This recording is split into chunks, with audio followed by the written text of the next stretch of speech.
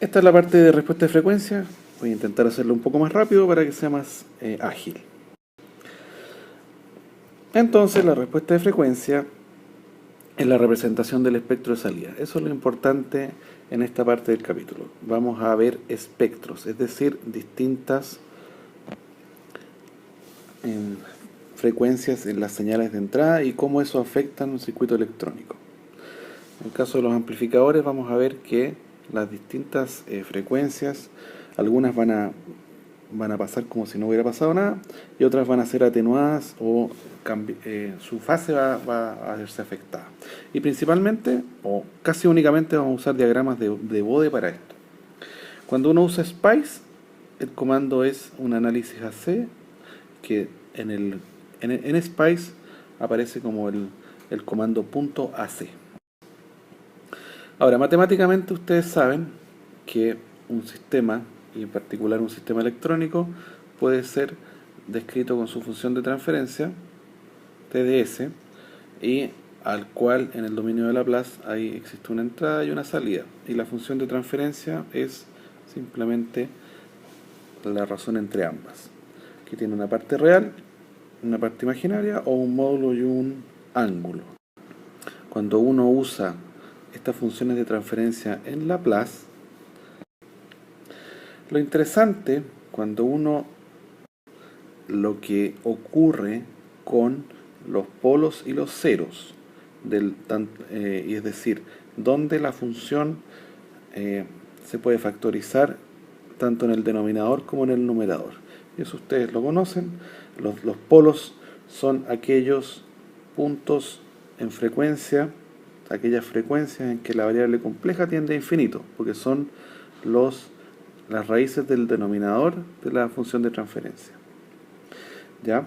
Esto es importante, ustedes lo pueden leer con calma, y es lo que vamos a usar principalmente en electrónica, los polos. Y también tenemos los ceros, son las raíces del numerador en que la variable compleja tiende a 0. Ahora, ustedes, estoy seguro, conocen los diagramas de Bode. Este es un gráfico que permite representar la función de transferencia y tiene dos partes, la magnitud y la fase. ¿En qué es lo que se grafica en un Bode? Se grafica, por ejemplo, en el caso de amplitud, se grafica la frecuencia de la señal, y se puede graficar la ganancia del sistema. Es decir, tengo cierta ganancia para cierta frecuencia y después bajo, por ejemplo. Ya, esa es una forma de graficar. Ahora, ¿qué características tiene un Bode? Que es un gráfico en escala log-log. El gráfico log-log se usa porque permite gran rango dinámico. Es decir, por ejemplo, yo quiero graficar una señal de interés en un rango de frecuencias entre 1 Hz y 1 MHz. Eso es un gran rango dinámico. Y eso lo puedo hacer en Bode porque las décadas, es decir, cuando la señal cambia o la frecuencia se multiplica por 10, lo puedo hacer todo en una cierta escala, en una misma escala, y también hacia arriba. Aunque lo más normal es que, aunque son log-log, lo más normal es que la frecuencia se escriba en decibeles, que ya es logarítmico, por lo tanto, al hacerlo en el eje Y se hace lineal. Y hay ciertas características que ustedes pueden leer acá. ¿Por qué se usaban los logaritmos? Porque permiten sumar, y eso es más fácil en amplificadores. Entonces, ¿cómo uno puede fabricar o dibujar un Bode de una cierta función de transferencia? Lo interesante es factorizar de esta manera la función de transferencia. Nunca vamos a usar funciones de transferencia muy complejas, porque básicamente vamos a hablar de filtros sencillos en este curso, pero en que el caso general es ese. Y entonces, siguiendo estos pasos, uno puede construir las asíntotas de la función de interés.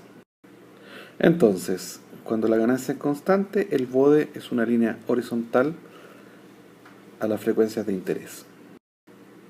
Cuando tenemos a cierta frecuencia, o digamos cuando uno se acerca al momento en que ocurre un polo o un cero, la magnitud se ve afectada y cambia la asíntota a una línea, si es un polo, una línea que va descendiendo a razón de 20 decibeles por década,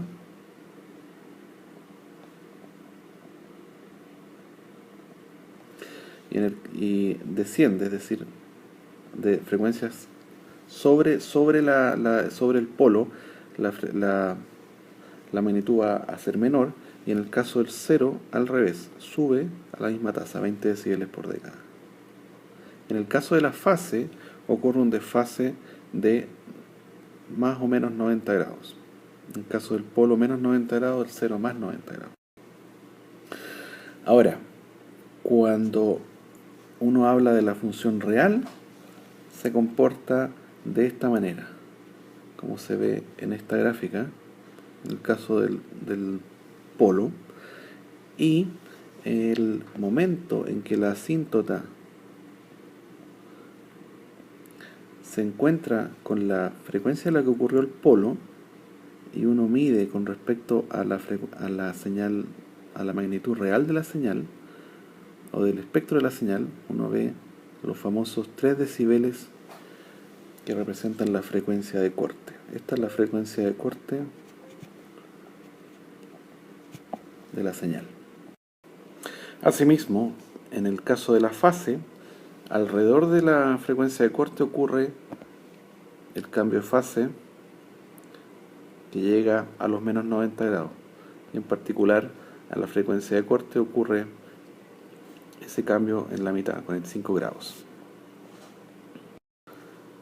Entonces, esta lámina es un resumen para los distintos casos cuando tenemos una ganancia mayor que 1, en el caso de un amplificador, por ejemplo, o bien un filtro puro en que tiene una ganancia de 0, en estos casos, y después ocurre o el polo y empieza a atenuarse la ganancia, o el cero que empieza a aumentar a incrementarse la ganancia.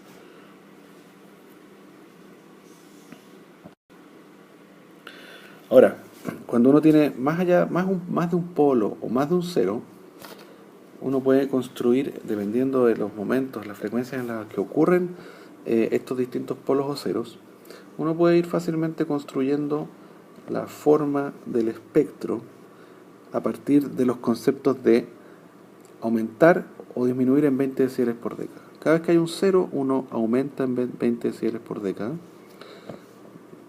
Vamos a hacerlo con azul. 20 decibeles por década. Cuando ocurre un segundo cero, un poco más arriba en frecuencia, entonces uno sube a 40. Si después ocurre un polo, uno vuelve a 20. ¿Ya? El tercer polo, o el primer polo compensa el segundo cero y uno vuelve a tener 20 decibeles como con el primer cero. Y entonces uno puede ir graficando la respuesta de la forma de las asíntotas de un filtro, en este caso.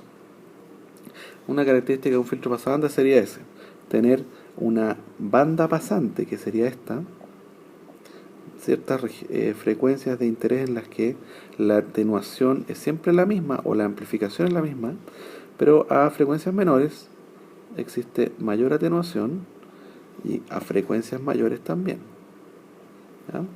Ese es un filtro pasabanda, deja pasar una cierta frecuencia, que son estas que están en este sector, en particular de 30 a 10.000 radianes por segundo, digo su equivalente en frecuencia. Ahora, cuando tenemos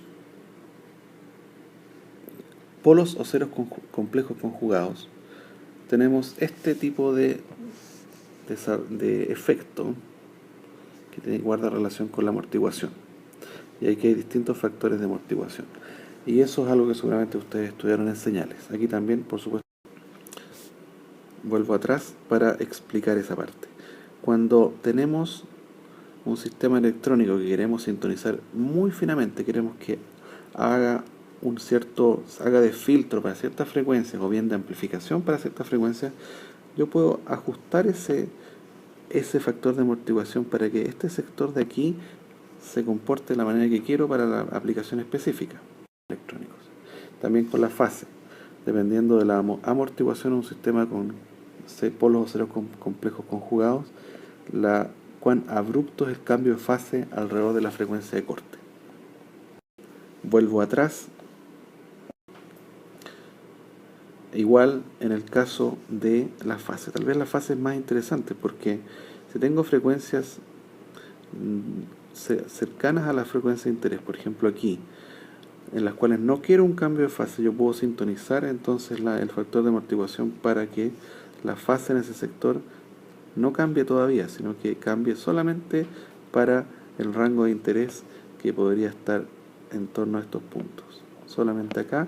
Y si yo, por ejemplo, elijo este factor de amortiguación por arriba de mi frecuencia de interés, todavía no tengo un cambio de fase muy grande. Y ese factor de amortiguamiento permite sintonizar. ¿Qué nos interesa en electrónica? Así que para los distintos casos aparecen estos nombres y ustedes los pueden con calma. Ahora, ¿qué vamos a usar muchísimo? Muchísimo, tal vez no tanto en este curso, pero en general en electrónica. Es el caso de un filtro pasabajo de un solo polo. Famoso circuito RC. Resistencia, capacitor. ¿Cómo se comporta? Como un filtro de primer orden que tiene 20 decibeles de caída, 20 decibeles por década. Cuando uno grafica de una forma normalizada con respecto a la frecuencia de corte, tenemos que entonces en forma normalizada, en la frecuencia 1, vamos a tener la famosa caída de 3 decibeles entre la asíntota, que va a 20 decibeles por década, y la banda pasante. La banda pasante, si es un filtro RC que no tiene componentes activos, va a tener 0 decibeles de amplificación, es decir, ganancia de 1. Esto es una ganancia de 1. Vean el caso más básico de esto, que es cuando B sub I es un valor continuo. Por ejemplo, 1 volt. Después de la respuesta transitoria, en que el capacitor se carga, ¿cuál va a ser el voltaje que aparece en B0? Por supuesto, 1 volt. Es decir, B0 partido por BI va a ser igual a 1. Esa es mi ganancia, que es igual a 0 dB. Y estoy hablando de una señal continua. Este es un valor de C. Estoy hablando de un punto aquí, al lado del 0.1 en la escala log-log, o claro, log-log porque estamos hablando de decibeles.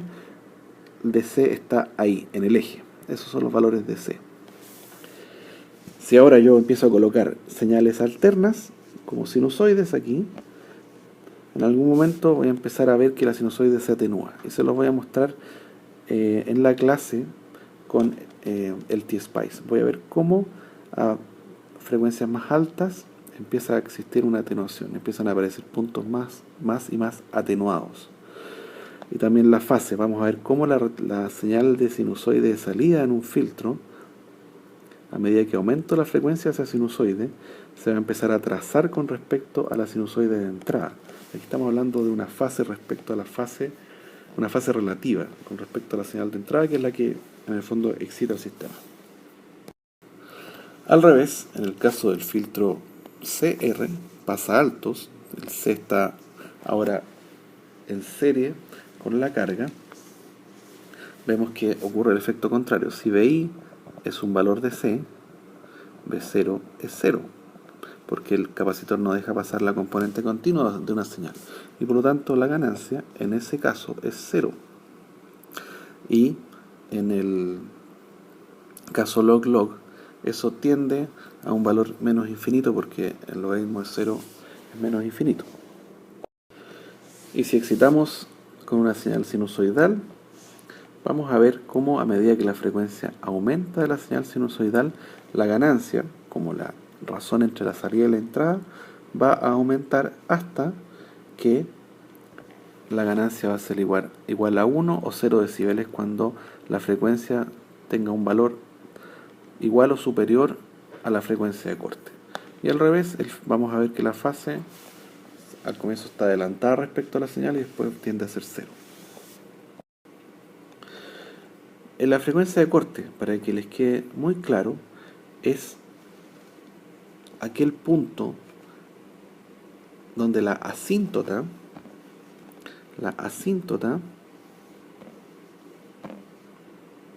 en rojo se intersecta con la asíntota de la banda pasante, ¿ya? Y en ese punto la señal tiene una atenuación de 3 decibeles con respecto a la banda pasante. Si uno experimentalmente encuentra el momento o la frecuencia en la que esta ganancia es atenuada a 3 decibeles, entonces ese es el punto de corte. Esa es la frecuencia de corte del filtro.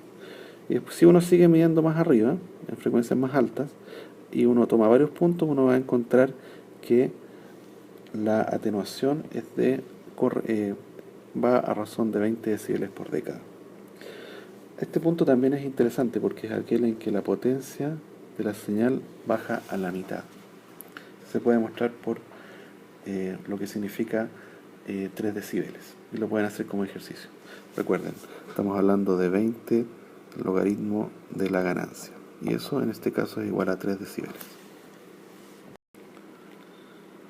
Entonces, para finalizar, esto es un resumen con lo que es importante para este curso de respuesta de frecuencia. Lo pueden ver con calma en las láminas. Un caso típico o digamos muy usado, es el concepto de polo dominante, ¿ya? El polo dominante en un sistema que tiene múltiples polos es el primero que ocurre en frecuencia. Es decir, cuando hablábamos, por ejemplo, imagínense un pasabajos, que tengo frecuencia y amplitud, ganancia. Y yo tengo una respuesta de este estilo.